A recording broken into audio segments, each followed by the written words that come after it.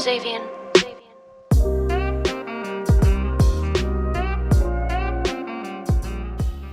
Buenas tardes, buenas noches. Nos encontramos nuevamente en este espacio, Tinta Fresca. El autor nos cuenta la obra, un espacio que propone la Fundación La Balandra para conocer a distintos autores, conocer la trastienda del trabajo de redacción, de creación de sus obras.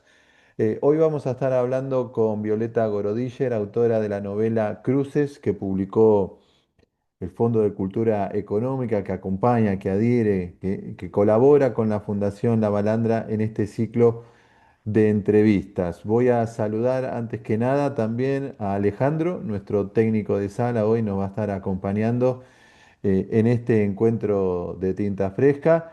Y después, por supuesto, antes de mencionar a la propia autora, voy a leer brevemente, ahí levanta pulgar nuestro amigo Alejandro. Bueno, Violeta Gorodiller es licenciada en Letras y autora de la novela Los años que vive un gato, del libro de cuentos Sueños a 90 centavos, ganador del segundo premio del Fondo Nacional de las Artes, y del libro Desmadres, finalista de la categoría de no ficción del premio Estímulo a la escritura Todos los tiempos, el tiempo. Como periodista colaboró con diversos medios, Radar, Rolling Stone, Anfibia, entre otros, y actualmente se desempeña como editora en La Nación.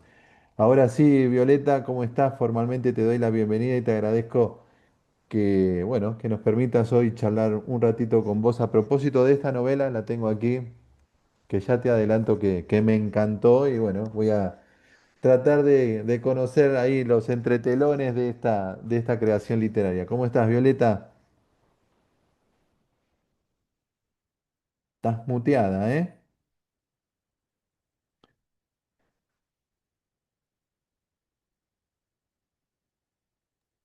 ¿Ahí me escuchan?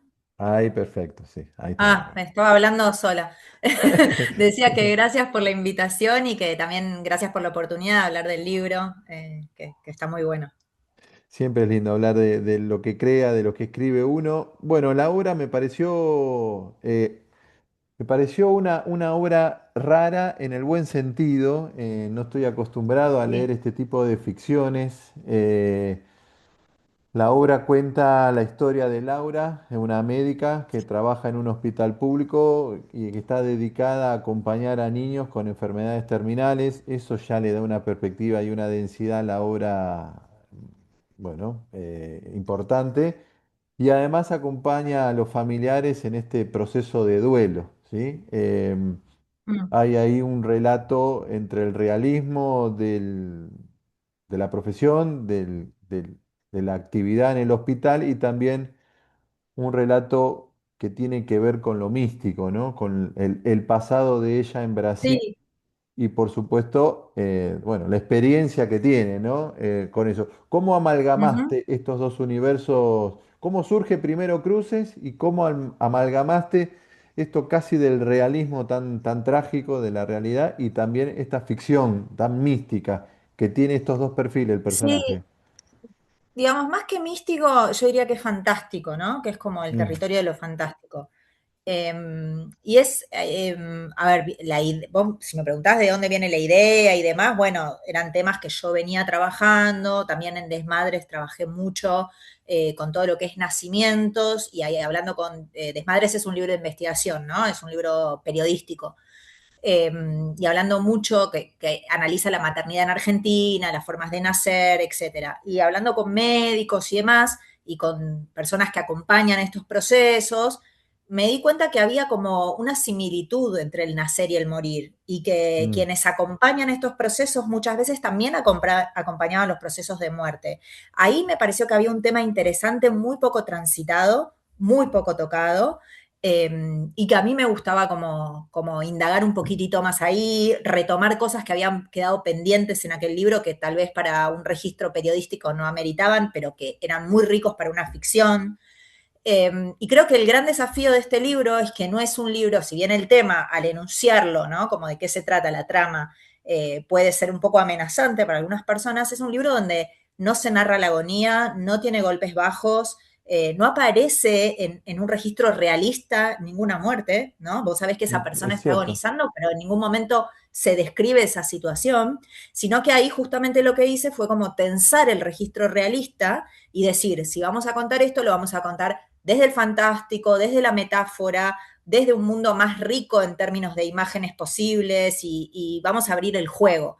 Por eso más que místico es como eso, es un libro que empieza en un registro realista y va virando hacia el fantástico, un poco influenciada por autoras como Samantha Schweblin o Mariana Enríquez, que a mí me venían como latiendo muy cerca, ¿no? En algunas cosas de sus historias, no por compararme, pero era como esta cosa de pasar del realismo al fantástico en un universo un poquito cargado, un poquito denso, me resultaba interesante. Y de ahí esta temática, ¿no? ¿Cómo surge? Ahí hay una técnica ya como escritora, ¿no? ¿Cómo Sí, trabajaste este equilibrio? Porque es verdad lo que vos decís, es muy cierto. No hay, la trama no cae nunca en un golpe bajo emocional, sino que se mantiene como lo trágico está contenido, no sé cómo explicarlo, digo, sí, sí, es muy leal en ese sentido con el lector. claro, Como técnica narrativa, como escritora, sí. ¿cómo trabajaste este equilibrio y no caer en ese golpe bajo? Es que la verdad es que no era algo que me interesara escribir. Al revés, creo que mi desafío era cómo voy a hablar de esta temática tabú o esta temática Mm. que yo misma necesitaba sublimar por cuestiones personales, ¿no? Y que los escritores muchas veces sublimamos cosas en la escritura. A veces hay gente que lo hace de una manera autorreferencial y hay gente que recurre a otras estrategias. En este caso yo decidí recurrir a otras estrategias, pero tenía ganas de hablar de estas cosas y no tenía ganas de hablarlas desde golpes bajos, dramatismo y demás, pues me interesaba hacer una buena obra literaria, porque ya es mi cuarto libro y quería que formara parte de mi universo y de hecho tiene temáticas que reaparecen en mis otros libros y formas de lenguaje y formas de narrar, que también experimenté mucho con eso, o sea, es un libro que tiene como mucho trabajo también narrativo.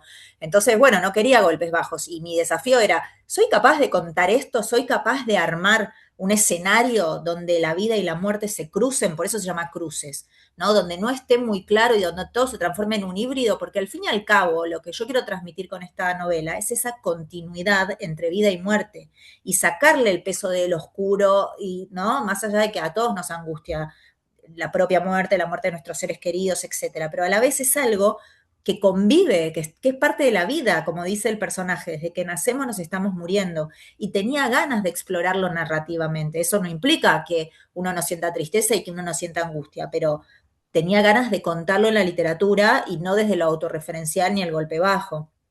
Por eso ella hace estos cruces metafóricos, que son cruces de la muerte, cuando lleva a la gente siempre como en escenarios acuáticos, cuando va al río, cuando va al mar, cuando se sumerge en la Pelopincho, son estas escenas donde ella, digamos, realísticamente está acompañando en la muerte, pero eso se filtran los umbrales de fantástico y real y ingresa en estos territorios, ¿no? A donde finalmente no puede entrar, porque siempre los deja en el portal de algo, porque ella no puede ingresar al territorio propiamente dicho. Ella lo que hace es el cruce, pero no entra a la isla, no entra al banco de arena, no, porque no Sí. es, porque está en el medio, digamos, ¿no? De hecho hay una escena al final que lo cuenta, ¿no? Esta imposibilidad más allá del deseo, ¿no? ¿Cómo aparece Exacto. Laura? ¿Cómo creaste? ¿Cómo la pensaste? Porque es una voz muy potente, por supuesto, la que sostiene toda la historia. Me gustó Sí. el manejo de esa voz, tan cruda a veces, tan poética en otras. Mm, A veces está en primera, a veces en tercera. Me pareció muy atrapante ese manejo mm. que tuviste con con la protagonista.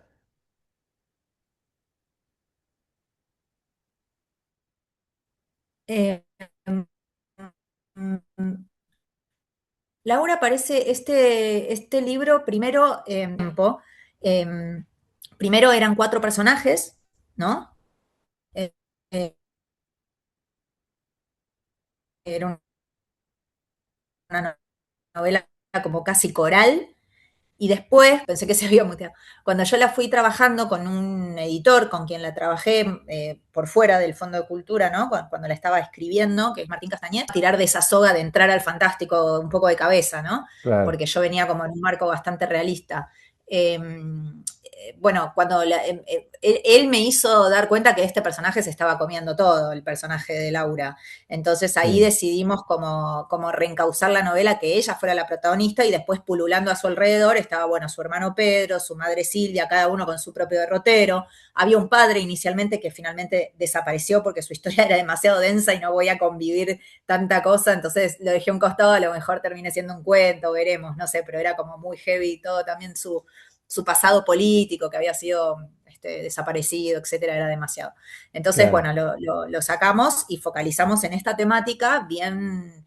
Y esto de los núcleos familiares, por ejemplo, es una temática recurrente en mi narrativa, que yo casi que no me doy cuenta y siempre vuelvo a esos espacios y esos vínculos, me atrae mucho trabajarlos, me resulta muy fácil, he leído mucha literatura, al respecto y una vez más, como te digo, era bueno, si en los años que vivo un gato yo trabajé en un registro bien realista, el vínculo de una familia que se va desarmando, acá retomé algunas de estas cuestiones, estos saltos de primera a tercera también están en los años que vivo un gato, que es una forma de narrar que a mí me gusta, me resulta muy natural y genera No es mucha tan común, cercanía. ¿eh? No es tan común, no es tan común, es verdad. Eh, Y que quede tan natural, ¿no? Y no resulte forzado. Eso es lo que me llamó la sí, atención.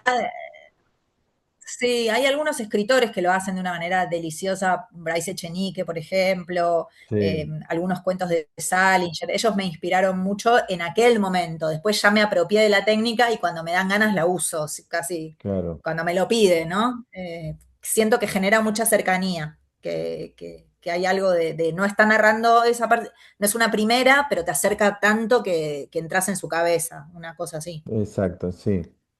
Te pregunto por, no sé si fue idea tuya, del editor o editora, pues estás segmentado en tres partes y notoriamente son Mm, tres partes, ¿no? Que tienen que ver también ujú, con los viajes, el desplazamiento de ella, físico también y creo que también mental, ¿no? Hay como una búsqueda ujú. permanente.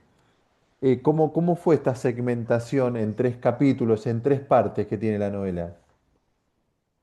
Yo creo que son tres partes que también estructuran su propio devenir psicológico. O sea, como toda la primera parte, es la parte más densa, es donde ella está todavía en su proceso de duelo por haber Ujú, perdido un embarazo, por no poder realizar ese duelo. También que ella pierda un embarazo tiene que ver con esto que yo te comentaba, de que mi inspiración fue trabajar con gente que trabaja con nacimientos y con muertes al mismo tiempo.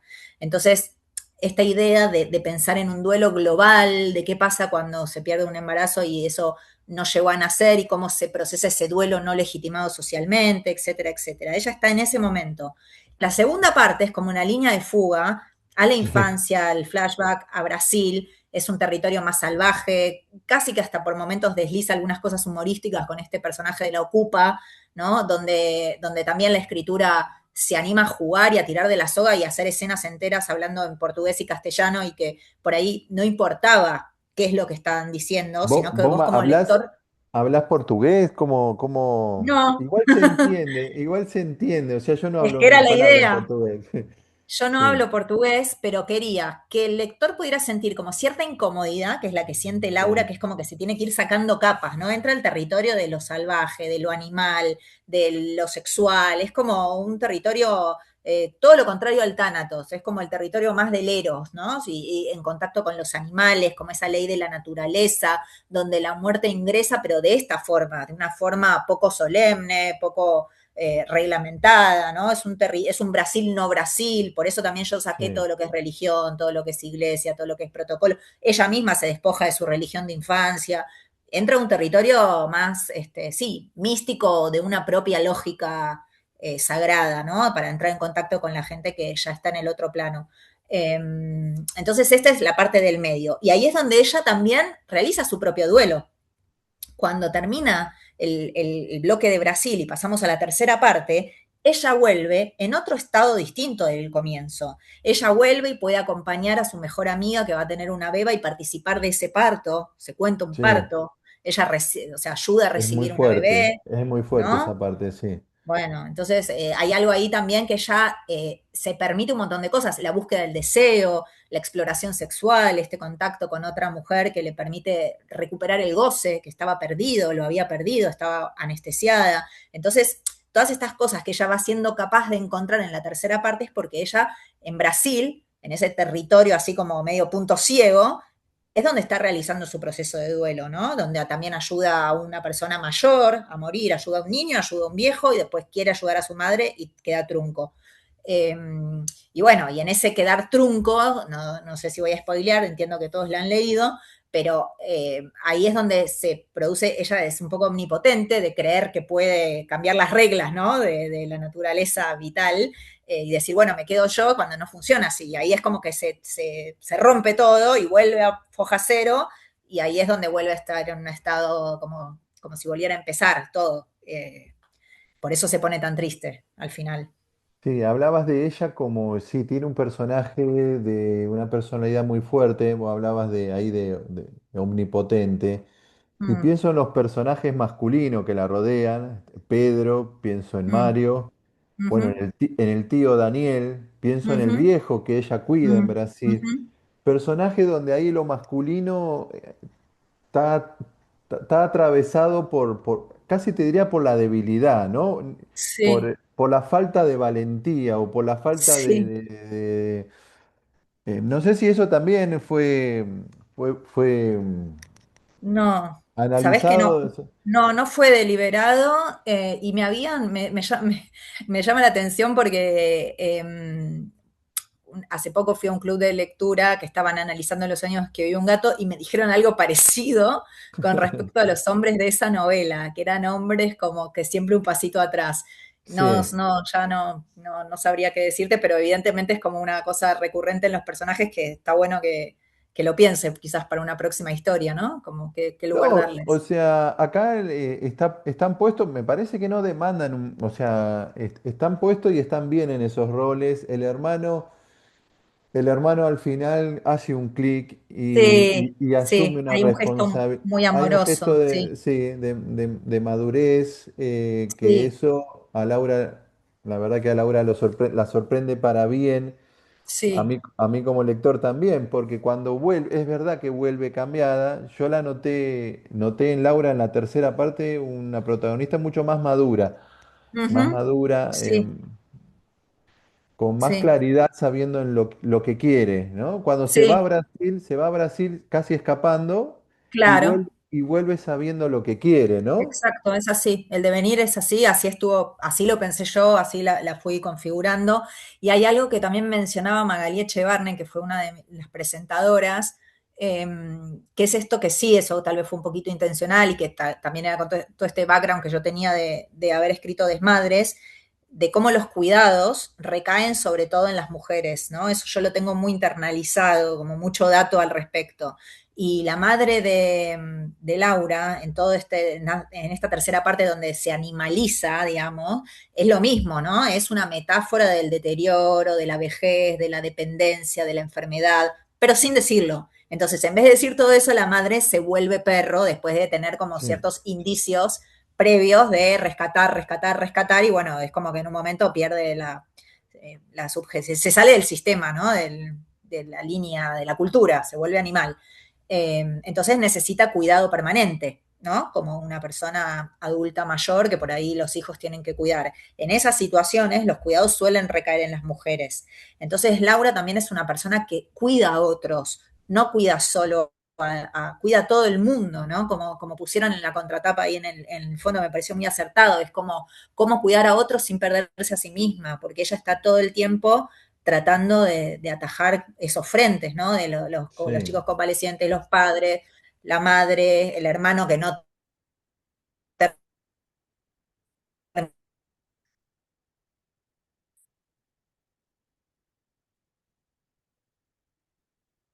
Ahí la perdimos un poco, ¿no? Se congeló.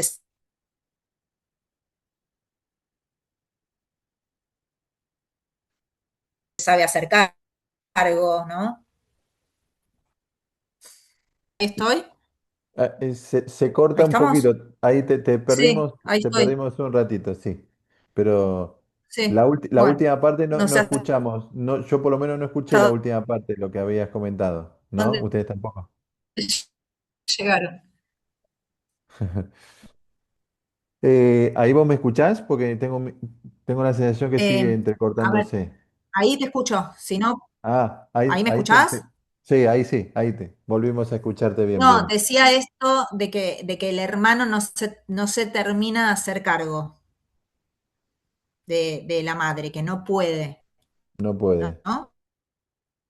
A lo último sí, ¿no? A lo último como que Eh, encuentra su un forma, su poco, manera de cuidar a la madre. eso es lo que quería decir. Ah. Eh, Te pregunto por el hecho Hablando un de... poco, Se entrecorta.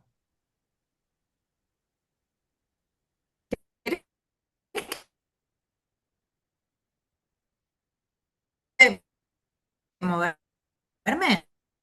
A ver si te moves un poquitito. Recién te escuchábamos perfecto, es ahora en los últimos minutitos que tuvimos este problema. A ver, ahí, ¿me escuchan mejor? Ahí sí, ahí te escucho yo, te escucho perfecto. ¿Ahí me escuchan mejor? Sí, Ok, sí. probemos acá. Bueno, a ver, intentemos acá.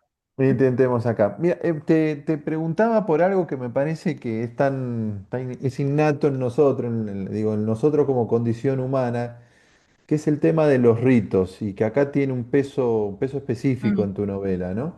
Vos hablabas de Brasil. sí, ¿Cómo trabajaste esa necesidad que tiene el ser humano de estar tan apegado a ciertos ritos? Ritos que son paganos o no, son ritos, ¿no? Son casi vinculados a nuestra idiosincrasia. sí, de todas maneras, tampoco es que acá haya tantos rituales, Mm, ¿no? Como, ¿me escuchan ahí? sí, sí, ahí sí, ¿Se escucha? Ok. te escuchamos bien, sí. Porque Brasil funciona como el contraste. Brasil funciona como el contraste de la muerte inmaculada del hospital, ¿no? Mm, La muerte totalmente higiénica, la muerte anestesiada. Hay un autor que habla mucho de esto, que es Philippe Ariès, que yo lo he leído, que es Morir en Occidente, que habla de esto, de que antiguamente la gente moría estoy hablando siempre de pacientes terminales, de enfermedades largas, ¿no? Digamos, ¿no? De una muerte repentina, que es otro territorio, pero la gente cuando ya no había más nada que hacer moría en su casa acompañado de los suyos, había como él llama, ¿no? Como el gran acto de la muerte. Entonces ahora, en la sociedad contemporánea occidental, las muertes en los hospitales de los pacientes crónicos son muertes muy atravesadas por la anestesia, muy invadidas por este proceso de estirar la vida todo lo que se pueda, a veces no se sabe para qué ni hasta dónde ni hasta cuándo, son procesos un poco tortuosos. Entonces él decía, no se sabe en qué momento empiezan a morir, ¿no? Porque por ahí están anestesiados, sedados, son como pequeñas muertes. Entonces un poco la novela lo que hace es contrastar esas primeras muertes hospitalizadas y hacer que ella las saque y las ingrese a este territorio como de la gran acción romántica, las metáforas, los paisajes, los ríos, los mares, y Brasil es eso. Entonces yo creo más que los rituales, como en el sentido de lo que puede ser ir a un cementerio, ir a una iglesia, ir a un templo, hacer el entierro, todo eso justamente es lo que no está, ¿no? Es como un territorio más imbrincado en la vida misma, o sea, el proceso que sucede después de la muerte, yo no lo cuento. ¿Qué pasa con todas estas personas que mueren todas estas personas, estas dos personas que mueren en la novela, que son el niño y el viejo? Lo que sucede después de que se produce la muerte no está narrado. ¿Está? no. Eso, si después esa familia con el chico quiere hacer un entierro, si después lo que hacen con el viejo en Brasil, eso no se cuenta. Se cuenta el momento mismo de la muerte, que en vez de suceder en un hospital, sucede con esta médica llevándolos a ese territorio marítimo, salvaje, conectado a la vida, una cosa circular. Eso es lo que yo focalicé. ¿Por qué tomaste el agua como esa especie de vehículo para hacer el cruce, ¿no? No ¿Por qué lo sé, tomaste como elemento? me Por- pareció siempre bueno, primero, el primer cruce tiene muchos guiños a Caronte, ¿no? El hombre sí, en los mitos griegos que, en el que bote, cruza sí, sí. en el bote, que cruza a los muertos, y de hecho, en el mito, los que son cruzados le tienen que dar una moneda a Caronte, ¿no? Y acá el chico tiene su moneda de chocolate, que es un guiño como para el que lo vea. Para mí en un momento hasta dudé si no era muy explícito, pero bueno, pasa, viste, en la lectura que también la gente lee un poco rápido, a veces no se da cuenta, pero es como para que se note que no es que no me di cuenta de que Laura en este primer capítulo es como una Caronte posmoderna, ¿no? Que lo lleva en este bote de un lugar también que es medio tigre, medio naturaleza, un poco Sí, asfixiante.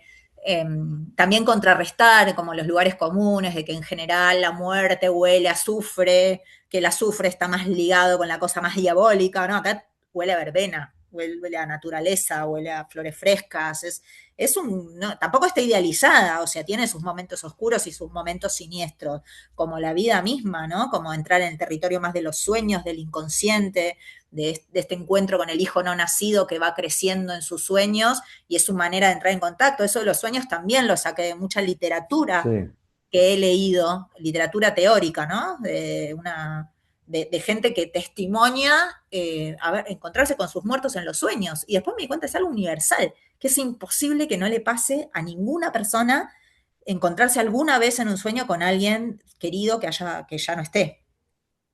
Entonces, ese recurso lo usé. Bueno, como te decía, lo de Caronte, después dije, bueno, vamos a darle una continuidad. Primero el río, después el mar y después una pelopincho, como algo de eso y algo de también de haber leído mucho a Chiver y saber que el agua está siempre ligado como un renacer espiritual, ¿no? Eso, pero eso ya es más eh, interno mío. Acá lo que quería era como que mm, tuviera una continuidad y que fuera un Caronte cambiando de escenarios, siempre cruzando gente en botes, digamos. claro. Ahí vos dijiste algo de el duelo que hace ella.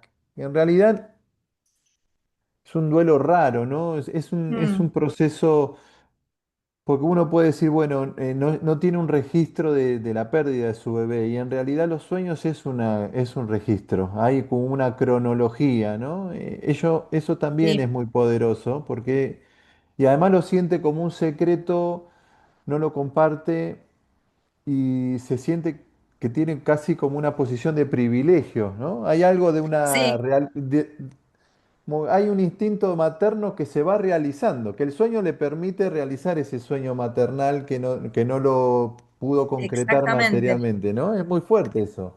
totalmente.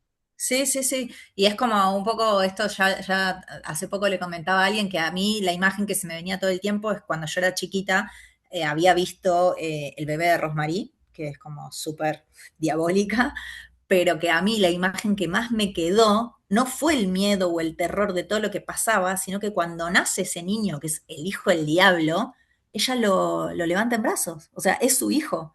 Entonces, esa escena, quizás ya ahí llevada a un extremo, acá era un poco como, bueno, es un niño, viste, como uno sueña en las pesadillas, o sea, que en la pesadilla por ahí no te da miedo, pero tiene como esa anomalía extraña de que tiene o el pie torcido o, Claro, o que maulla en vez de llorar, esa cosa un poquito siniestra, pero ella lo ama porque es su hijo, ¿no? Es como esa idea del hijo no nacido y qué anomalía pudo tener, qué pudo haber pasado, todo eso que está en la fantasía, en el inconsciente, que no se habla, bueno, ella lo vivencia en el sueño desde un lugar de profundo amor, ¿no? Sin ocultar tampoco las fallas. claro. Ahí hago yo la última y después abrimos para que también la gente Dale. participe, charle, te pregunte cosas o hable o diga lo que le parezca, por supuesto. ¿Cuál es el recorrido que está teniendo Cruces? ¿Qué repercusión, qué lecturas, qué es lo que te va, qué es lo que te va Mm, llegando de toda esta No, me experiencia de este llega. libro? No, no, por ahora, digamos, me han llegado muy buenos comentarios. Gente que se conmueve y que también se sorprende, o sea, sobre todo es la idea de la sorpresa de un registro bastante disruptivo, pero que Sí, ¿no? Como que igual lo que me dicen es como que los va llevando, eso como el común de los lectores, que por ahí primero no entienden bien hacia dónde va, porque como empieza con un registro realista muy fuerte, y muy por ahí fuerte. no tienen, ¿Por qué ese diálogo inicial con Juanchi? Es terrible ese diálogo. Arrancás ya porque con una piña en la mandíbula, más o menos, como sí, bueno, lector. eso decía Art, que había que enganchar así a los lectores. Pero sí, o sea, empezás así, súper fuerte, y después, como te decía, seguís leyendo y el niño no muere, el niño se queda en una isla que No, decís, ay, ¿por qué lo dejó ahí y corte a que salta a Brasil, digamos, son 3 páginas y vas a Brasil. Sí. Entonces, enseguida hay una línea de fuga que no te tira como un ancla para abajo cuando empezás a leer. Eh, pero esa escena tan fuerte en realidad estaba un poquito más adelante y este sí fue un trabajo con la editora del Fondo de Cultura Económica que me decía que era tan fuerte la escena que para ella tenía que arrancar así la novela y después hacer un flashback a su pasado en Brasil. Si no, iba a empezar como muy lenta, ¿no? Como muy paulatina. Y a mí me gusta mucho, y estoy de acuerdo con esa teoría de que la primera línea tiene que agarrar por el cuello al lector, digamos, para más en esta época de tanto estímulo literario, la gente ni siquiera tiene paciencia para leer. Entonces Ahora, el libro ella te tiene tiene que la... atrapar de entrada, te tiene que Sí, conmocionar por algo. no, ese diálogo genera eso, genera, muy fuerte, pero genera, te atrapa como lector. Ahora, ella con Juanchi, con este nene de 8 años, tiene una crudeza y es Mm. tan directa que no lo es cuando tiene que hablar con los padres, de los familiares de estos nenes que mueren. Ahí tiene un poco más de sensibilidad. Acá es... Sí, es que es así efectivamente. Vos sabés que yo hablé con una chica, mucho más chica que yo, que era psicóloga del área de paliativos del Gutiérrez, infantil, de mm, pediatría. Me la pasó una amiga en su momento para decirme, che, pues sabía que yo estaba escribiendo esto, ¿por qué no charlas con ella? No sé qué. La piba divina, pero tal cual, o sea, me hablaba con esta naturalidad y cuando yo le decía, decime un diálogo, por ejemplo, que tenés, y ella me decía esto, y en realidad, bueno, digo, ¿qué haces cuando te dicen me voy a morir?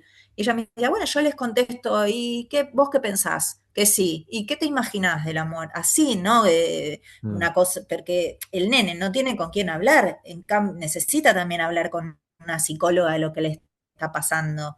Y es una realidad, o sea, esa persona es una persona con una subjetividad, con una percepción, que entiende lo que pasa, que por ahí no dramatiza tanto como el adulto, que lo concibe de otra forma en su mentalidad infantil, que a veces no se anima a hablar con los padres. Entonces, estos diálogos son un poco así.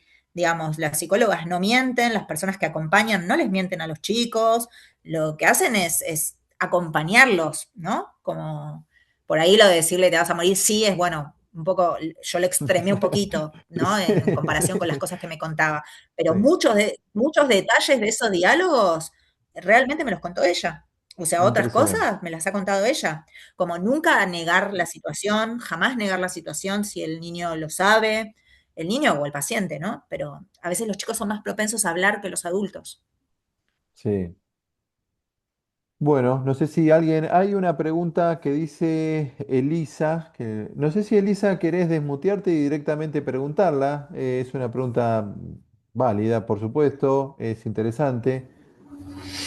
Hola, buenas tardes. ¿Cómo estás, Elisa? Hola, ¿cómo estás? Bien, bien. Te cuento con el relato de lo que están hablando del libro, ya lo quiero comprar para leerlo. Eh, Ah, sí, gracias. sí. Eh, el tema es cuánto tiempo te llevó escribirlo y cuánto tiempo Sí. tardaste en comenzar a escribir desde que tuviste la primera idea de hacer este libro. Un montón porque, como les comentaba, este libro tuvo una reescritura. Entonces, en realidad, te diría que yo empecé a escribirlo, llegó una primera versión, que eran como 4 historias paralelas, ¿no? Eso era la primera versión. Y ahí fue cuando entré en contacto con Martín Castañet, que es este escritor que me ayudó a editarlo, y él me menciona esto, mira, hay un personaje que se come a todos los otros y por otro lado las historias son atomizadas, son como 4 caminos paralelos que no se cruzan ni se... así que en el medio yo a su vez me convertí en madre, decidí escribir este libro Desmadres, pasaron como 3 años y con todo este know-how nuevo y esta investigación y ya inicialmente estaba este personaje de Laura como médica de paliativos, eso yo ya lo había tirado y esto fue como que potenció un poco todas estas ideas, me las reforzó, me las dejó en claro, mismo mi obstetra, por ejemplo, es una persona que hoy por hoy está trabajando muy fuertemente en la ley de eutanasia, una persona que también trae, ¿no? Digo, para mí no es casual, creo que ellos lo viven, lo entienden de una forma como mucho más conectada que la mayoría de la gente que ante la angustia lo eyecta como un tabú en vez de ver qué posibilidades hay de integración. Integración no significa negación, ¿no? No ni negación de Sí, la sí. tristeza ni nada, pero no tenerle tanto pánico. Eh, y ahí, bueno, por eso te digo, en total habrán sido, que yo te dijera, como unos 4 años, el total de todo el proceso de escritura. Gracias. De nada. Gracias, Elisa. Ahí Mariana Pacotti levantó la mano. ¿Cómo estás, Mariana? Hola, bueno, Hola. primero este encuentro, no leí el libro, pero ya lo quiero leer y también comentarte que, o sea, estar acá me llena de emoción porque el año pasado yo trabajo, además de coordinar un club de lectura, trabajo en el Ministerio de Salud de la provincia y el año pasado hubo una jornada de cuidados paliativos y Mira, cerré la jornada hablando de literatura para acompañar a los cuidados paliativos, o sea, lo que espectacular. es cómo acompañar a los duelos, en los duelos y tanto, y también para las personas que laburan en cuidados paliativos, que es importantísimo porque hay gente que, o sea, esto, lo que vos decías de los psicólogos que están todo el tiempo trabajando con eso, entonces me parece como súper interesante. Nada, para mí la literatura tiene que estar en todos lados, o sea, como y la cultura en general, pero digo, los libros son un modo de acompañar eh, todos estos procesos, así que agradecerte porque me pareció súper claro, quiero ya leerlo el libro, Gracias. todo esto que decís, ¿no? De cómo acompañar y transformar a través de la literatura y de las lecturas estos procesos me parece como una herramienta fantástica. Así que bueno, nada, agradecerte. Gracias. Yo también te agradezco un montón. Me sirve mucho. Gracias, Mariana. Decir que lo publicó el Fondo de Cultura Económica, eso garantiza que esté prácticamente en todas las librerías, ¿no? Es Sí, un sí, gran sí, sí, eso sí. editorial, una de las Sí, editoriales. Además, no solo edita literatura, para mí es una de las grandes editoriales que claro, tenemos. Sí. claro. Gracias, Mariana. Ahí Grace levantó la mano, ¿no, Grace? Ahí está Grace. Sí, ¿Qué tal, sí. Grace? ¿Cómo Hola, está? ¿Cómo está? Hola, bien. Hola, Violeta. ¿qué tal? Bien. Mira, yo soy una profesora de lengua y literatura que escribe, no soy una Sí, escritora. Soy sí. una profesora que escribe. Y últimamente que ya estoy jubilada, haciendo talleres de distinta naturaleza, me largué. Mm, Y anoche me quedé hasta muy tarde escribiendo sobre la muerte de mi padre como wow. un sí, de mi padre cuando yo tenía 13 años. em, Casi comparándolo con un desaparecido. Esas Ujú, muertes donde no viste al muerto porque dicen acá adentro está tu papá y nunca lo vi ni vivo ni muerto. Y ujú. ni vivo ni muerto. Eh, entonces, cuando yo te escuché recién hablar de un flashback, en algún momento vos hablaste de un flashback o yo flasheé. No, eh, hablé. bueno, y entonces le escribí un montón, hasta las 2 de la mañana estaba embalada, y esta mañana me dije, me gustaría escribirlo tipo flashback, ¿no? Y cómo, no sé, quiero empezar a investigar cómo se escribe, qué técnicas, o quizás me sale sin quererlo, quizás tengo que investigar alguna técnica para hacer un flashback y después volver.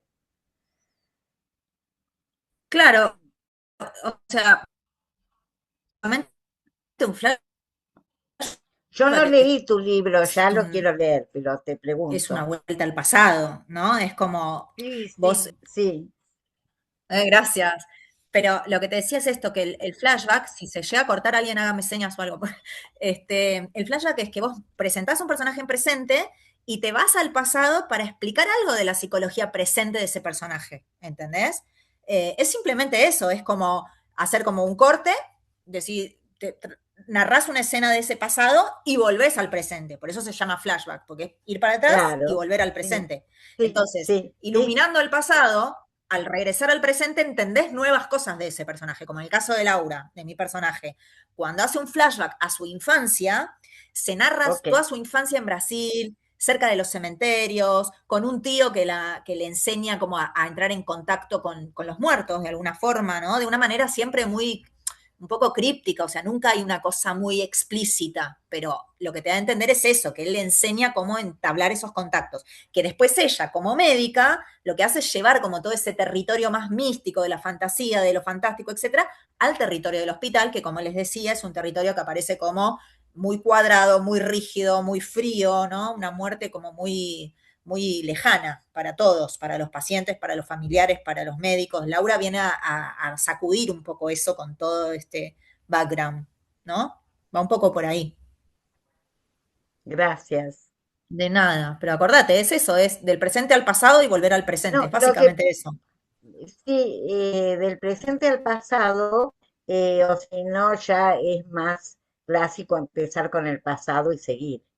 Claro, pero eso no es un Pero flashback, también, eso ya es narrar en pasado. no, ya sé que no es un flashback, pero por ahí mientras te pregunto, no sé si a vos te pasa, mientras uno se pregunta cosas, está al mismo tiempo queriendo pensar otras, porque ahora que vos me contestaste, pensé en lo que se llama una prolepsis.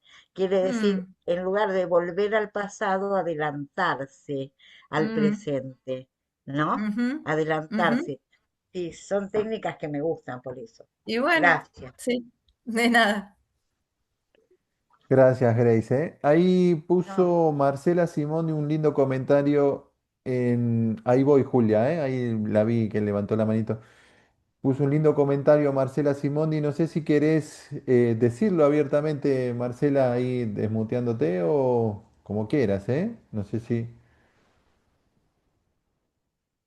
Bueno, Hola, ¿qué tal? ahí No está. sé ¿Cómo si se está, escucha bien, ¿se Marcela? oye bien? Sí, perfecto, Bien, Hola, ¿qué tal? ¿Cómo perfecto. estás, Gastón? Hola, ¿qué tal, Violeta? ¿qué tal? No, nada, del tema de que ideal, que él trabajó yendo a la unidad de cuidados paliativos en Francia. Bueno, después cambió los nombres de los personajes, pero es muy, muy interesante. Y entonces, Se ¿se oye? No. entrecortó, se Sí, por entrecortó un Sí, eso, se si no, poco, entrecortó se léelo. un poco. entrecortó. Marcela hablaba, dice que hablando de cuidados paliativos, le gustó mucho el libro Una presencia ideal de Eduardo Berti. Ah, sí. Yes. Sí, sí, sí, sí. Conozco el libro. No lo leí, pero me hablaron del libro. Sí, lo tengo como pendiente. Sí, sí, sí, sabía de qué se trataba. Hoy tenemos unas conexiones que no nos están jugando a favor. Sí, no, no, no. Pensé que era Pero bueno. yo, pero.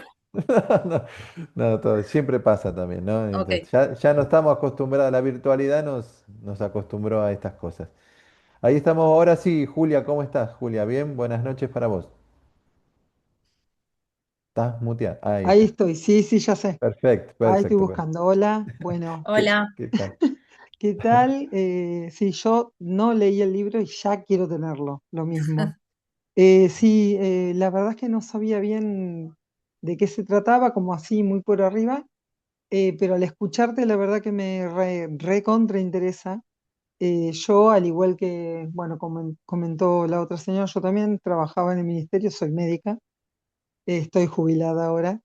em, Y también esto que me pareció muy, muy verdadero, esto que vos trajiste, a pesar de que te veo bastante, muy joven para semejantes reflexiones, No esto de tanto. que las personas que estamos cerca de la vida y de la muerte tenemos una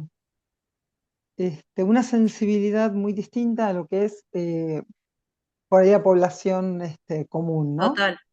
Re. Nos enfrentamos todos los días a eso, porque nos pasa en las guardias, nos pasa en la atención de nuestros pacientes, este, y la verdad que nos pasa desde el principio, porque cuando recién uno empieza a trabajar como médico, bueno, yo soy médica, ¿no? Soy médica de familia, así que he atendido Ujú, viejos, pibes, ujú. embarazadas, y también me he encontrado justamente con estas situaciones que vos decís, ¿no? Que sí, estás en un parto es la belleza, la explosión de la vida y puede suceder lo contrario también. Claro, claro, Eh, y sin dramatizarlo, pero bueno, hay que, también hay que apechugarlo y hay que buscarle otras maneras de transitarlo.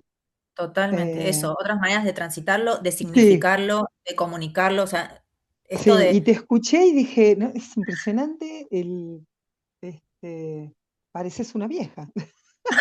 De tengo todo. un alma de vieja. Así que bueno, espero leer el libro y bueno, que entiendo que va a ser muy interesante y espero que le sirva a muchas más personas. Así que bueno, Gracias, era solamente eso para felicitarte, digamos, por gracias. adelantado. Ok. Em, una cosa, Gastón, que también un poco esto que decía Julia, que hay algunos libros que yo leí que también me ayudaron a configurar este pensamiento, más allá de que puedo tener alma de vieja, o que por mi derrotero de vida también estoy cerca de estas cuestiones.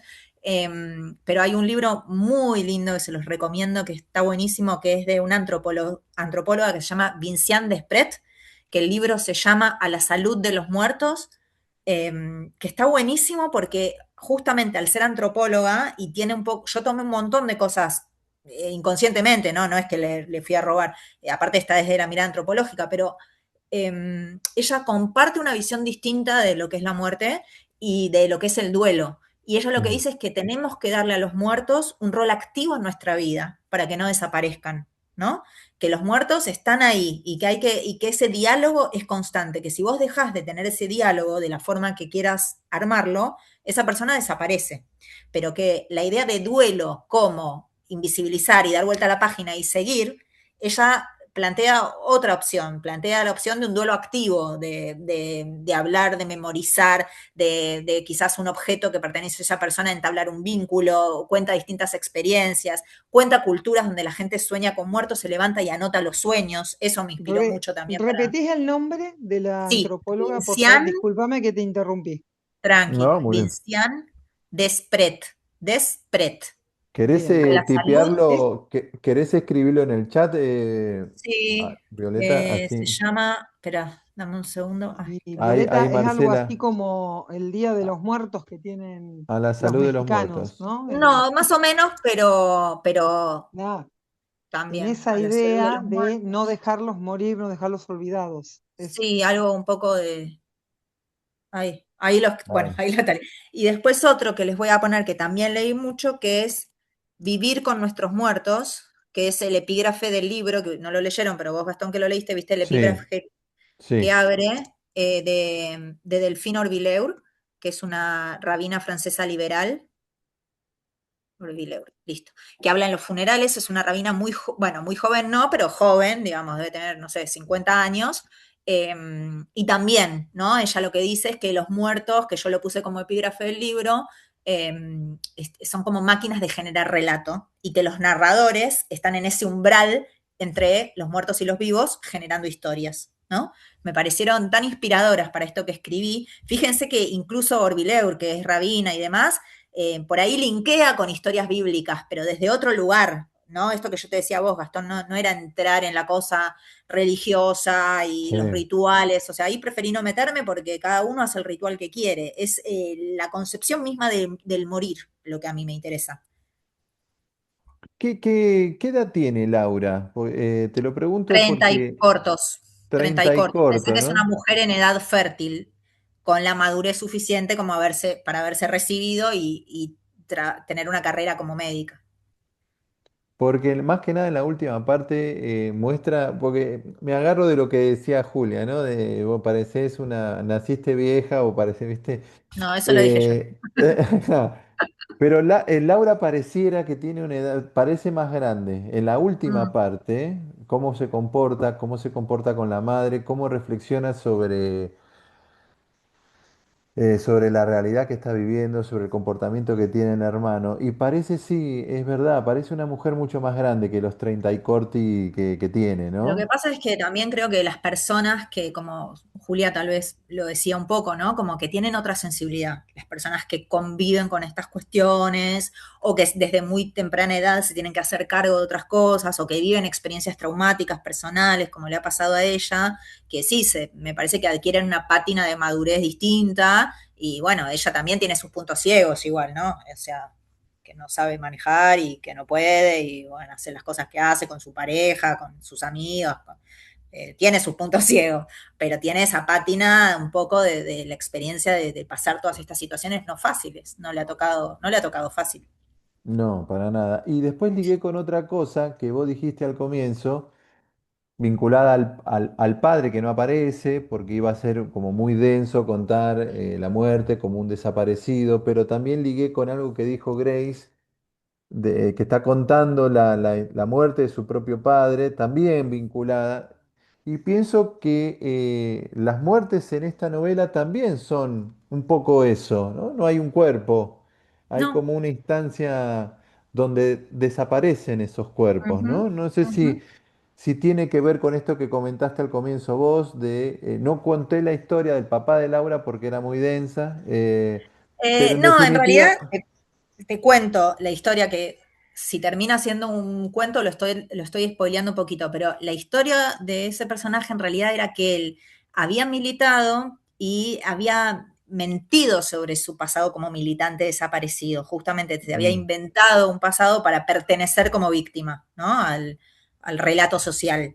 Entonces era como explorar las contradicciones de este hombre, los límites, la ética, hasta dónde llegaba, etcétera. Pero todo este contenido era muy heavy para convivir con todo este otro contenido. Casi que ah, amerita una novela en sí misma, ¿entendés? Entonces era un poco por ese lado que no quería juntar tanta historia, pues ahí es donde las novelas empiezan como a hacer un poco de agua, ¿no? Tienen que ser como seguir una historia que se bifurca, pero siempre como el mismo personaje, si no, o hacen pero eso, agua o tenés que ser Proust. pero eso no condicionó tu decisión de no mostrar el cuerpo que muere. No, no porque no es algo que, digamos, una vez que el cuerpo muere, ya empieza a ser de vuelta a lo terrenal, la carne, ¿qué pasa con ese cuerpo? Ya es un territorio donde, bueno, no sé, físico. Acá era una cuestión más de la circularidad vida y muerte, ¿no? De esta cuestión de la existencia, algo como más abstracto, más como llevar a acción un planteo casi filosófico de, bueno, es una circularidad, es un todo, la vida y la muerte están mucho más conectados de lo que creemos. Delfín Orvilleur también empieza contando algo tan fascinante que era como que, no me acuerdo en detalle, pido disculpas porque no es algo médico técnico, pero como que cuando el feto se está formando en la panza, para que unas células proliferen, otras tienen que morir. Algo así era. No me acuerdo Mm, exactamente, pero lo describe muy bien. Con lo cual te muestra cómo la muerte está ya mismo en el proceso de vida, de nacer, ¿entendés? Como en un mismo proceso circular, ella misma transmite esta idea. Y yo quería volver a eso todo el tiempo, de una u otra forma. Y eso era lo que me interesaba contar. ¿Qué pasa después con esos cuerpos? Bueno, yo ahí ya no tengo nada para decir, digamos. claro. Nada literario. No, voy a esta idea de no mostrar eso, ¿viste? Porque No. en definitiva también como que desaparecen esas personas. Sí, o no, o el relato no la sigue, digamos. El La cámara del relato no nace, relato exactamente. se corre, los Le deja quita el ahí, foco, como Laura, claro. los deja en la isla y bueno, ya está. Ahí está, exactamente. Eso, se corren del foco de la atención que va. Porque el Sí. personaje, el lector sigue a Laura. Lo El que lector Laura sigue a no, Laura y lo sigue que Laura también a no lo que ve, le... claro. Hay algo que a mí me venía a la cabeza mucho, que es como cuando a todos nos pasa, vos estás consciente hasta el momento en que te morís, ¿no? Ese momento último. Después ya está. Vos no sabés lo que pasa. Bueno, yo quería que como que el foco de la novela siguiera ese mismo proceso, como de aceptación de llegar a un punto y una barrera y decir hasta acá llego. Y llego con toda mi conciencia y la dejo acá. Un poco así. Sí. No sé si alguien quiere comentar, decir algo más, agradeciéndole a Violeta, ¿no? La amabilidad. Sí, Grace, ahí. Eh, yo te agradezco muchísimo esta charla. Obviamente, como todas dijimos, vamos por tu libro. Pero te agradezco, Gracias. te agradezco porque tengo telepatías, no sé si es la inteligencia artificial o tengo telepatías, porque pienso algo y lo encuentro en una charla, en una llamada o en la vida. Y como yo te conté, estoy escribiendo, ya escribí sobre mi padre, imagínate, yo tenía 13 años, escribí todo, épica, lírica, dramática, todos los géneros, y nunca termino de escribirlo.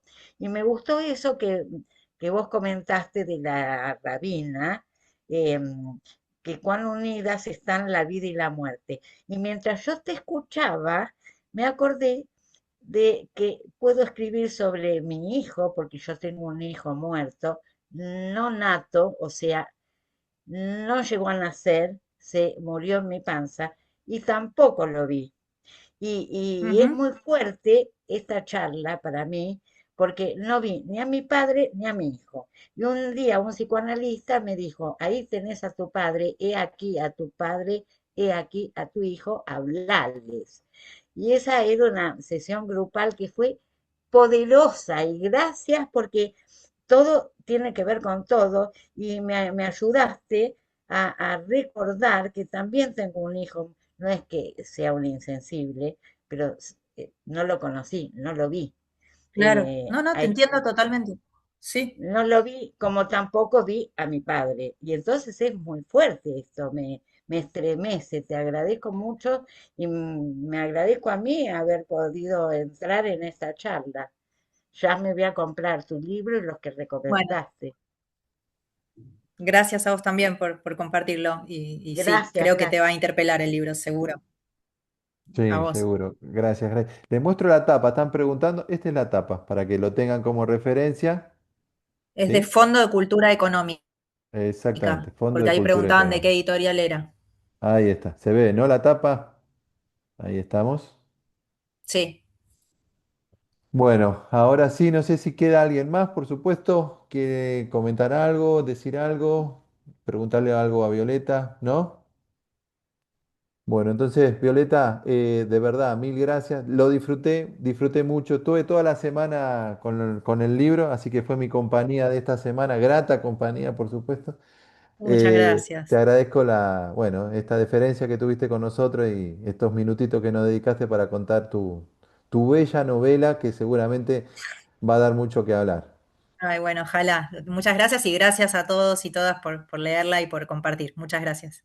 Gracias, ¿eh? Y a todas las que están y a todos también, le dejo, bueno, un beso, feliz fin de semana largo y nos vemos en otro encuentro de Fundación La Balandra. Cuídense, ¿eh? Chau, chau. Chao. Gracias a todos.